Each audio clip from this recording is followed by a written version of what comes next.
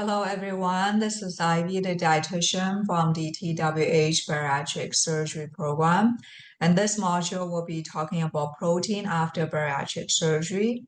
As you may know, protein is a very important nutrient for everyone, but particularly for bariatric patients. Protein is used in the body to build and retain muscle, to keep our immune system strong, and it plays a role in so many of the body's important processes. As you may remember, our end goal is to get as much protein from food as possible rather than depending on protein supplements. We'll talk about different sources of protein in food and how to know if it's time to transition away from the protein shakes and supplements.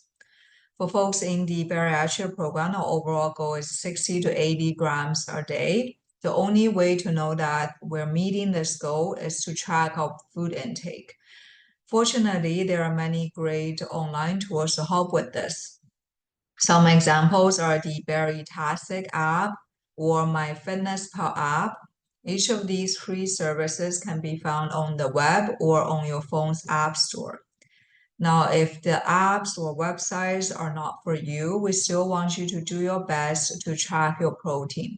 To do this, it's important to read the food labels, take note or estimate of the protein content each time you eat, and this can be recorded in a notebook, on your phone, or wherever you want.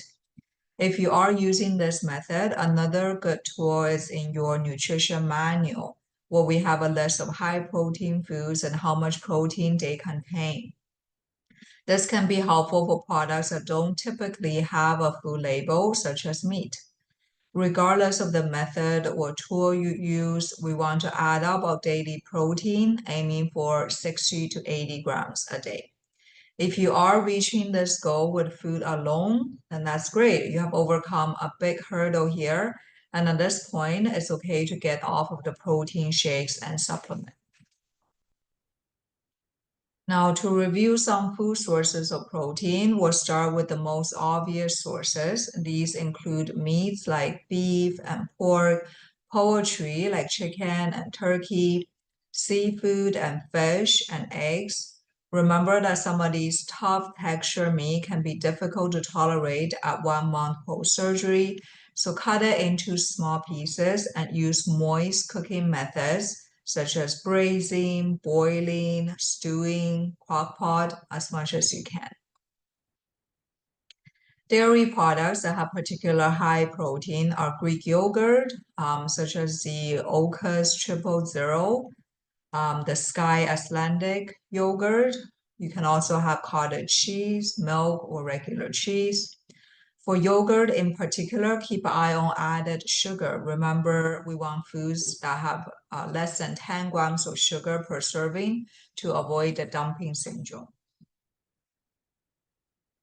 If you are having a lot of trouble digesting meat protein or animal-based protein, I do encourage you to try vegetarian sources of protein.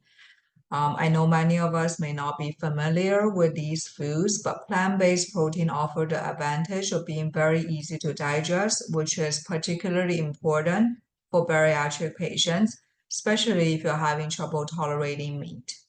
Foods like tofu, edamame, tempeh, texture vegetable protein, centei, veggie beef rounds, and soy milk are great sources of protein that can be helpful during this time. I encourage you all to push outside of your comfort zone and try some of these foods. You can find a list of recipe websites and books at the back of your nutrition manual. You can try bariatricfoodie.com to learn recipes from folks who also had bariatric surgery. Other plant-based protein sources are beans, legumes, nuts, and seeds. Some examples of beans and legumes include kidney beans, chickpeas, and lentils, which are all high in protein and fiber. You can also start to try nuts and seeds at around 6 weeks after surgery. Just be very careful of portions here because nuts and seeds are what we call calorie dense. This means that even as little as 1 cup can be 900 calories, which can push us past our calorie limit without knowing it. This is why we recommend limiting your portion to the inside of the palm of your hand or to a maximum of a quarter cup. There are also a couple of high protein milks that are available on the market. These can be a helpful stepping stone when transitioning from protein supplements to solid protein foods. Some examples are the Fairlife and Joya brands. These products are made by essentially taking apart the different components of milk and reassembling them in a way that make the protein content higher and the sugar content lower. There are also a couple of high protein plant-based milks, such as Ripple, which has 8 grams of protein, the Milk Enjoy, which is unsweetened almond milk with 8 grams of protein. These can be found in the grocery store or online, and they can be a good alternative for those who find protein supplements too sweet or too thick. There is also a protein water called Protein 2O that some folks prefer over traditional protein shakes. Another alternative is the Revolution Fruit Splash, a protein powder that resembles juice more than the thick protein shakes. Yet another one is the plant-based protein shake brand called Good Protein that offers some unique flavors such as orange cream pop, chocolate mint, banana cream, as well as unsweetened flavor. These alternatives can be found online for delivery or at supplement stores like Popeyes or GNC. Now, this is just one example of what eating may look like on the soft diet while meeting your goal of 60 to 80 grams of protein a day. In the morning, if you want to have a cereal that has some good protein and fiber, I would recommend the Cashew Go Lean along with half to 1 cup of milk. Then have 1 protein shake in the morning, followed by half to a cup of chili at lunchtime. Then 3 pieces of marble toast with cheese or hummus as an afternoon snack. Then at dinner, have half to 1 cup of chicken stew. Then have Greek yogurt for your evening snack. A meal pattern similar to this will help ensure that you're meeting your protein needs. Take note of the fact that there are high protein foods at every single meal and snack. This is very important. If you find that you're getting easily tired of the shakes, but still struggling to meet your protein needs from food alone, then you may want to try protein bars. The trick here is to make sure that we aren't just getting a chocolate bar with some added protein, meaning that we don't want bars that are really high in calories, sugar, and fat, as this can put you at higher risk of dumping syndrome. In order to avoid doing that, we have set out some criteria for choosing protein bars.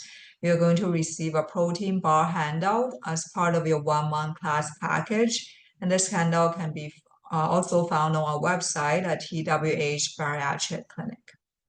In general, we want to make sure that all the protein bar that you choose are less than 250 calories, less than 10 grams of sugar, and at least 14 grams of protein.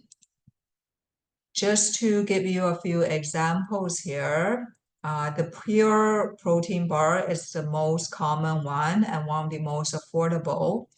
The Quest protein bar and Kirkland protein bar are high in fiber, which can be helpful when it comes to constipation. The Quest protein chip is a nice alternative to offer a different texture. You would have received a protein bar handout as part of your 1-month class package, and you can refer to that for more information. This is the end of the protein module. I'll see you in the next one.